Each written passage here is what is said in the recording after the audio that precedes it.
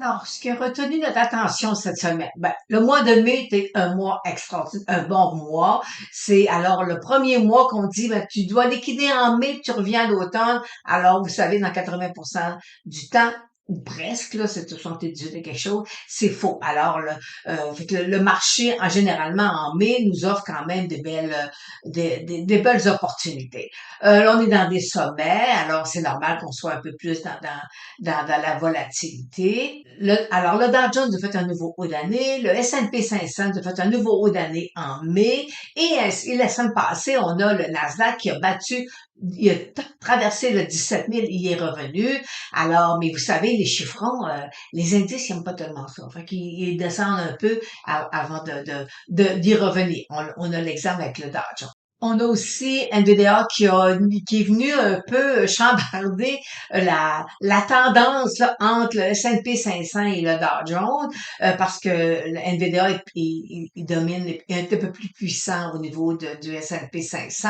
Alors, fait qu'on a vu une disparité entre le Dow Jones au niveau, le Dow Jones était négatif et le S&P 500 était positif, juste parce que la différence avec le NVIDIA qui, lui, euh, poussait vers des nouveaux sommets. Puis vous savez, qui a annoncé aussi qu'il va y avoir un fractionnement d'actions. Alors tout ça mis ensemble fait que le marché était poussé par NVDA. Puis en même temps, on a le Dow Jones qui était Salesforce qui était pas tellement positif. Alors, fait que c'est ça qui a retenu notre attention au niveau des indices boursiers. Ensuite, on a ConocoPhillips qui a fait l'acquisition de Marathon. Alors, et là, ConocoPhillips, ça veut dire qu'il est le plus gros producteur au niveau du gaz de schiste et il devient le plus gros producteur indépendant. Alors, fait, c'est quand même important là, dans notre semaine là, au niveau des acquisitions. Après ça, on va aller voir les 7 magnifiques. Et là, j'ai quand même on a, techniquement parlant, là, on a les trois indicateurs, puis le Ishimoku. Alors, on a des analyses, là, quand même, qui peut parfois nous donner, dire, ah oui, OK, on va prendre ça, un peu plus relax. Dans le sens qu'on va surveiller qu'est-ce que nos 7 magnifiques vont faire. Ensuite, on va aller voir les titres boursiers qui ont déposé le résultat cette semaine. Alors, Salesforce, c'était le plus difficile. On a la Banque de Montréal aussi qui ça n'a pas été agréable pour les gens qui étaient actionnaires de la Banque de Montréal. On a la commodité au niveau, on va aller parler de l'art plus, là, qui, elle, l'art, on est techniquement parlant, il faut surveiller l'art. Vous allez voir, là, je vous fais, avec les Shimoku, je vous fais une petite analyse. Alors, faut, faut, euh, faut surveiller un peu, l'art est présentement un peu en mode repli. Et là, dans le dernier segment, je vais aller vous présenter les titres qui vont déposer le résultat et dans notre direct de lundi, 15h55, on va à ce moment-là les regarder techniquement. Et aussi, dans le dernier segment, c'est là que je vous donne le point technique à surveiller cette semaine avec une journée qui est quand même importante à prendre en main. Alors, allons voir maintenant qu'est-ce que les indices nous ont donné cette semaine. Alors, examinons maintenant les indices boursiers. Alors, cette semaine, on peut dire qu'on a terminé le mois de mai positivement. Et comme vous voyez sur le S&P 500, la ligne en pointillé que je vous ai mise, mais ça, c'est le début, le mai. Ici, là, vous voyez à date, là, le 1er mai, et on voit très bien que la fermeture se fait sur une note positive. Alors, fait qu'on est quand même, vous savez, ce qu'ils disent, là, OK? Qu'on vend en mai et qu'on attend en octobre là, pour en revenir dans le marché, mais vous savez que c'est presque à 80% que c'est faux. On a quand même là, de bons points d'entrée, mais aussi en même temps, on pourra peut-être l'appliquer ça sur ceux qui utilisent juste des ETF. Parce que si vous avez un portefeuille diversifié, c'est pas vrai que vous allez tout liquider en mai pour revenir à l'automne. Là, c'est pas. Écoutez, là, on est. Ça, là, ça existe juste d'un compte de fait. OK? Alors, fait qu'il faut quand même, quand on est dans le marché, faut quand même être prudent, mais en même temps aussi être quand même vigilant quand on prend les décisions d'investir. Alors, on y va techniquement parlant. Alors, on voit très bien ici que le mois de mai a été positif sur l'indice du S&P 500. Et lors du dernier segment, c'est là que je vais vous parler ce que techniquement parlant qu'il faut examiner cette semaine. Mais pour l'instant, voyez-vous, tout est beau. Le S&P 500 est au-dessus de sa moyenne mobile 34, mais vous savez, en grande partie grâce à Nvidia. Alors, dans le spider du Dow Jones, le DIA, vous savez, 1er janvier, on a pris position et la théorie, c'est que lorsqu'il casse sous sa moyenne mobile 34, on liquide, on rachète lorsqu'il repasse au-dessus. Et là, on a eu encore une autre baisse. Là, il est passé sous sa moyenne mobile de 34. Alors, présentement, on a un gain de 5,30% de protégé sur l'indice du Dow Jones. L'indice de la volatilité, ben forcément, hein, avec ce qui est arrivé vendredi, mais l'indice il revient à la baisse. Alors, mais par contre, on est toujours sous sa moyenne mobile 200 jours. Là, Dow Jones, voyez-vous, avait cassé, croisement des moyennes mobiles 8,34, toujours au-dessus de sa moyenne mobile 200 jours, mais sur un bon support. Le support à 38 000 est quand même important pour l'indice du Dow Jones. Mais il faut noter aussi que dans l'indice du Dow Jones, le NVDA est pas à l'intérieur. Le Nasdaq 100, bon, regardez, aussi, on le sait, on fait des nouveaux sommets, comme le Dow Jones, comme le S&P 500, en mai, je parle. Et là, voyez-vous, vendredi, ben là, on a eu une bonne baisse de marché en début de journée. Et après ça, le marché a repris dans la dernière heure, comme on a vu précédemment. Et maintenant, on a ici un pendu. Alors, est-ce que l'indice du Nasdaq 100 va venir toucher sa moyenne mobile 200 jours d'ici les prochaines semaines? Ben, il va y avoir des fluctuations. Et là, regardez ici si je mets, j'allonge, ici, là, j'ai un support. J'ai un beau support ici, au-dessus de du 7900 environ. Alors maintenant, les taux 10 ans, ben vous savez, on est au-dessus de la moyenne mobile 200 jours. Alors, on peut s'attendre à ce que les taux reviennent, là, 4,20%. Là, on est au-dessus de 4%. Et là, on a une baisse 3. Le marché nous donne ici un petit repli et on va aller se mettre ici un support. Alors, voyez-vous, là, c'est ce support-là, c'est là qu'on va voir si l'indice va venir tester sa moyenne mobile 200 jours. Alors, on est dans les up and down là sur le marché. Alors, fait que faut regarder techniquement, c'est lui l'indice des taux 10 ans qui va nous dicter quand la baisse de taux va arriver. Maintenant, allons voir les 7 magnifiques. Alors, débutons avec l'analyse des 7 magnifiques. On commence par ordre alphabétique cette fois-ci et on va débuter avec alphabet. Alors, voyez-vous, on a ici un très beau support. On a un gap à fermer. On est au-dessus des moyennes mobiles 8,34 et on est au-dessus de la moyenne mobile 200 jours. Pour l'instant, tout est beau et je vous ai dit en introduction que j'avais dans les 7 magnifiques 3 titres que je vais vous présenter avec les 3 indicateurs qui vont un peu nous guider. Ensuite, on a un qui on va aller faire, ou on a deux, excusez, on a deux avec Ishimoku. Alors, fait que ça va nous donner un peu la tendance de qu'est-ce qu'on voit présentement. Bon, alors allons voir le titre d'alphabet avec les 3 indicateurs. Alors, les 3 indicateurs sont tous les 3 dans une zone de surachat. Généralement, vous savez, c'est une règle 3. Lorsque ceci se présente, on peut avoir un repli sur le titre. On ne parle pas d'une correction, d'un crash boursier, mais on parle d'un repli fort probable. Alors, on va voir Amazon. Bon, Amazon, vous savez, je vous avais prédit, bon, on a un bull trap. Présentement, il fallait surveiller le croisement des moyennes mobiles 8,34. C'est ce qu'il a fait. Et là, voyez-vous, il est sur une ligne de tendance haussière. Alors, il faut absolument le laisser s'y accumuler. Pour l'instant, on n'a pas de cible à la baisse, on est juste dans une période de survendu, mais rien de dramatique, là. Alors, faut le laisser s'accumuler, il faut lui donner le temps de nous donner une orientation. Vous savez, regardez, là, moyenne mobile V34 croisée, tout est beau. Il y a de ça 2 semaines, je vous disais, il faut surveiller ici ce support-là.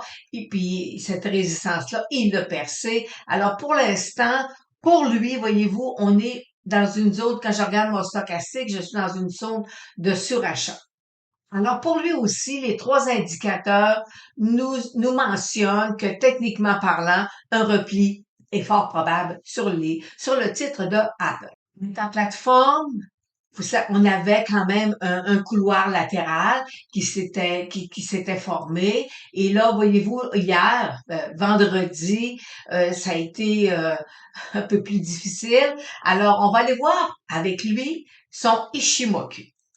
Alors, vous voyez ici son Ishimoku, il est au-dessous, ici, cette résistance-là, sur ce petit nuage-là. Alors, fort probablement que Meta Platform va se replier et le prochain point d'arrêt là, qui pourrait être intéressant pour lui, là, ça serait autour ici, là, d'environ 440 environ.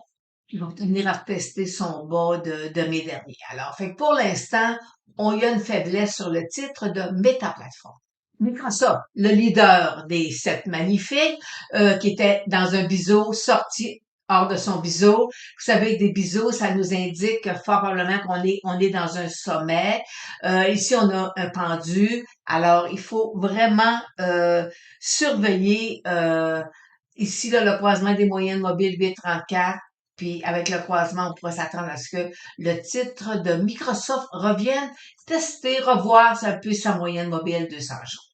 NVIDIA. Alors, vous savez que c'est un titre qui talonne présentement Apple, mais depuis 2 jours là, il est un peu plus, il prend un peu plus d'écart là. Alors c'est, on est un petit peu, un peu, NVIDIA commence à prendre un peu de recul là, par rapport à sa force là. Et vous savez, comme mentionné en introduction, que si les marchés, le S&P 500 versus le Dow Jones la semaine passée ont eu un écart, un positif, l'autre négatif, ben c'était dû à la poussée de NVIDIA qui est dans l'indice du S&P 500 et non du Dow Jones. Alors, puis vous voyez aussi, je vous mets à l'écran cette semaine dans l'indice des semi-conducteurs, tout le secteur était négatif, sauf Nvidia, parce que il est en train de nous faire des nouveaux hauts d'année.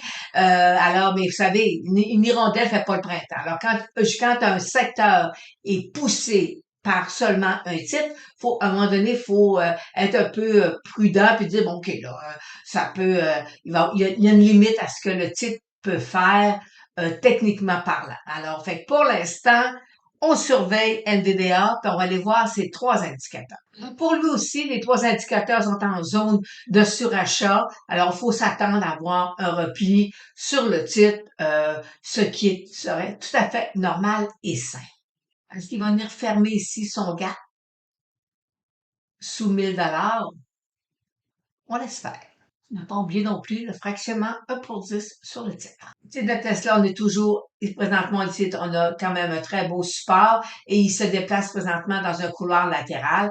Alors est-ce qu'il va sortir hors de son couloir latéral par le haut ou par le bas? Pour l'instant, voyez-vous, nos indicateurs sont quand même dans une zone neutre. Alors, poursuivons avec la commodité. Le pétrole, il revient tester son support là, sous 77, 76. Et si nous ajoutons sa moyenne mobile 200 jours, on voit très bien qu'il est cassé sous sa moyenne mobile 200 jours, une moyenne mobile 200 jours qui est plate. Alors, il faut vraiment surveiller est-ce qu'il va venir casser le 76, le petit support à 76. À ce moment-là, on pourrait le revoir. Peut-être sous les 70 le baril. Et vous savez, je suis baissière sur le titre avec la technique point and figure. Pour ce qui est de l'art, voyez-vous là, on est quand même là, ici là, il est sur un support. C'est sa moyenne mobile 34 qui l'a supporté. Il serait préférable que la moyenne mobile 834 ne croisse pas à la baisse. Alors, pour être capable d'aller vérifier, voir est-ce que la tendance va se poursuivre à la baisse, ben, on va aller voir la technique Ishimoku. Alors, avec le Ishimoku, on voit très bien qu'ici, ce gros nuage-là, advenant que l'or glisse à l'intérieur, ça pourrait devenir problématique. On pourrait revoir l'or à 2220 l'once. Le BTC, regardez, là, il faut absolument qu'ils viennent, là, si jamais on veut avoir quelque chose de vraiment positif à la hausse, il faut ici, là, qu'ils viennent me dépasser ce sommet-là. Alors, et c'est ça qu'on va surveiller. La moyenne mobile 34 le supporte. Alors, pour l'instant, on surveille une nouvelle hausse qui pourrait emmener le BTC vers un nouveau sommet pour être capable d'invalider ces baisses-là.